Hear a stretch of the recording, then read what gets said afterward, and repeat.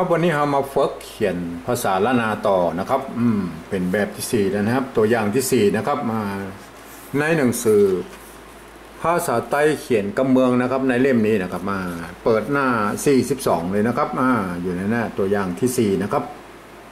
ใครว่ามีหนังสือก็ดูตามในวิดีโอเนี่ยนะครับก็เข้าใจแล้วนะครับเขาเริ่มเขียนตั้งแต่เขาว่าจะถ้าได้เขียนอย่างเขาก็ต้องมีตารางนะครับแรกๆนี่นะครับหัดใหม่ๆนี่จะต้องมีตารางนี่ขวามือเนี่ยนะครับประกอบไว้นะครับว่าเสียงสามัญนะครับเสียงโทปกตินะครับเสียงตีนะครับใจตัวอักษรต่ำนะครับอย่างได้เป็นตัวกะกับตัวกะเนี่ยก็ใจตัวกะนะครับถ้าสมมติว่าเป็นเสียงเอกเสียงโทเสียงจัตวาคือใจตัวกะนะครับแบบนี้นะครับท่านจะต้องเอาตารางนี้แนบติดตัวเสมอนะครับเนี่ยถ้าเขียนใหม่ๆนะมันจะเอามาใจบรรทุกนะครับเอาตัวกะนะครับอักษรสูงหรืออักษรต่ำดีอย่างนี้นะครับวันนี้ก็ถึงเรื่องคำว่าข้าว3 แบบ3 รสนะครับข้าว3 แบบ3 รสนะครับ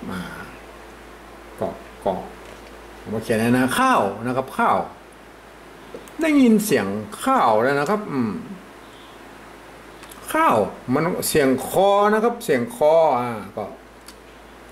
เสียงคอก็ใจตัวนี้เลยได้เลยนะครับข้าวนะครับก็ใจได้เขียนได้2 แบบนะครับข้าวนะครับถ้าจะเขียนแบบใดก็มีปัญหานะครับใจตัวข้าตัวข้าเนี่ยนะครับตัวนี้ข้า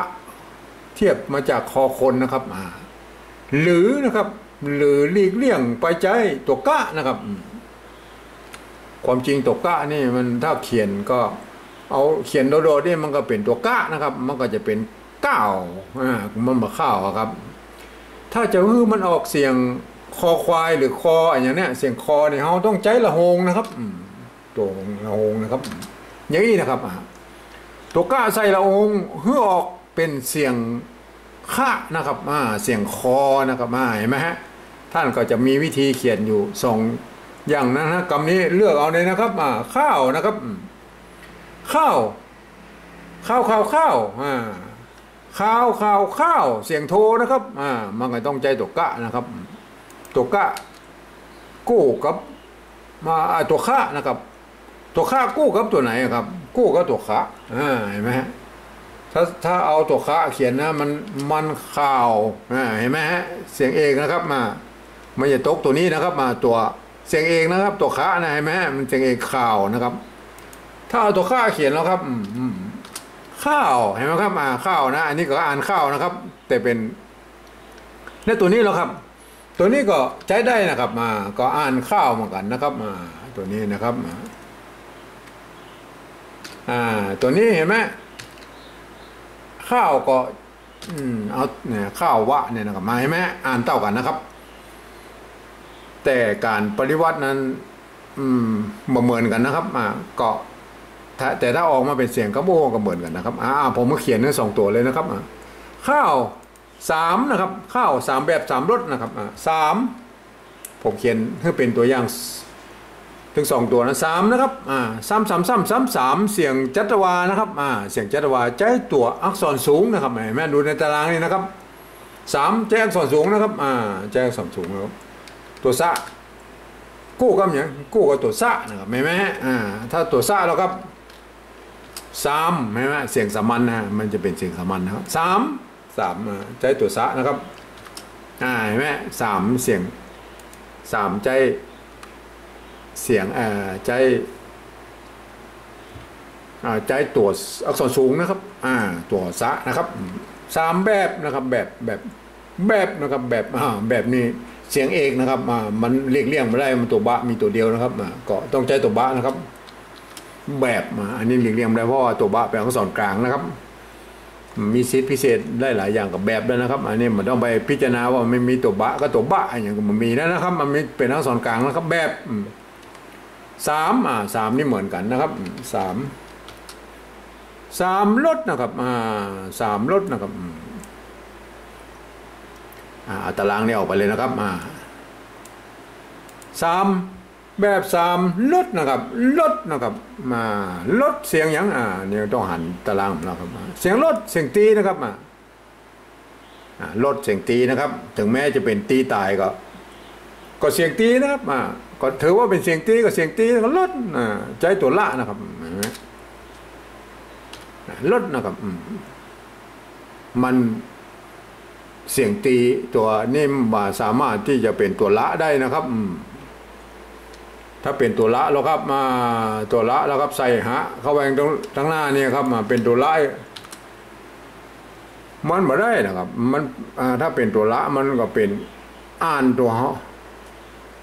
ตัวเดียวนะครับอย่างนี้มันโคตรเก่งของภาษาละนาพ่นเขียนไว้ว่าไว้อย่างนั้นนะครับลดนะครับใช้ตัวละนะครับลดนะครับลดกับสะกดด้วยมันต้องมีไม้นะครับในภาษาละนาต้องมีไม้นะครับลดนี่หันการเขียนในภาษาโบราณมาก่อนนักนะครับเปิ้นบัณฑถือบัณฑเปิ้นบัณฑถือนะเปิ้นเอาตัวดะนี่สะกดก็ได้อีกก็ลดนะครับลดนะครับลดหรือตัวตะสะกดนี่ก็ยี่ก็ลดนะครับลดนะครับเห็นไหมหรือเอาให้มันงามๆหน่อยก็เอาตัวสะนะครับให้มันถูกแบบคล้ายๆภาษาซับปนหน่อยอย่างตัวลดเนี่ยเอาสะใส่อย่างนี้บ่ปอนะครับให้มันเป็นหางนะครับลดได้นะครับได้แล้วทีนี้ตารางนี่เมาแล้วนะครับเฮาฮู้แล้วนะครับทีนี้เฮามาเขียนเป็นภาษาปริวัติแบบที่2และที่3นะครับการเขียนภาษาปริวัติแบบที่2ก่อนนะเอาภาษาปริวัติแบบที่2ก่อนนะครับก็คือการที่ยืมเอาอักษรไทยมาปรับเทียบเพื่อเป็นอักษรละนานะครับแล้วก็ประกอบคำขึ้นมากับแบบภาษาไทยนะครับแต่ก็ยังว่าก็ต้องผสมผสานกันอยู่ดีนะครับเพราะว่ามันจะต้องมีการบูรณะศัพท์นะครับในเครื่องหมายที่หรือสระที่มันเหมือนกันนะครับก็เอาบูรณะเพื่อมันเป็นอ่านออกเป็นภาษาไทยนะครับแต่ไส้ในเป็นภาษาละนานะครับยืมตัวแรกนี่นะครับเห็นไหมฮะเฮาหันแล้วนะตัวคะนี่ก็เปิ้นปั๊บเทียบมาอยู่แล้วตัวคอคนนะครับตัวนี้นะครับคอคนนะครับในภาษาปริวัติแบบที่2ก็ต้องเขียนอย่างอี้นะครับไม้เยาะนะครับไม้กาเห็นไหมตัวว่าสะกดนะครับข้าวเห็นไหมครับข้าวนะครับตัวอันนี้ก็ข้าวอ่านข้าวเหมือนกันนะครับแต่ต้องเขียนมาตามตัวดั้งเดิมเปิ้นนะครับเพราะว่าเวลาภาษาละนาทั้งบนมันสูญหายนะครับเฮาก็เอาภาษาปริวัติแบบที่2นี้แบกกลับเข้าไปได้นะครับแบกกลับมาเป็นได้ตัวก้านะครับตัวก้านี่ยืมตัวคอควายนะครับมาปรับเทียบนะครับข้าละหงนะครับข้าละหงกับโจรรอเรือเนี่ยนะครับข้าวนะครับเห็นไหมอ่านเท่ากันนะ2ตัวนี้นะครับอ่านว่าข้าวเหมือนกันนะครับข้าวคอเหมือนกันบัลลั่นลิ้นนะครับหลังๆนี่นะก็อ่านเสียงคอเฉยๆนะครับข้าวนะครับข้าว3นะครับยืมตัวสอเสือนะครับมาปรับเทียบหนึ่งเอาเป็นตัวไปเลยนะครับ3เห็นไหม3เป็นตัวไม่แก่ก็สระแอนะครับแบบนะครับแบบตัวบะสะกดนะครับแบบ3ลดนะครับลดนะครับลดเห็นไหมลดลดก็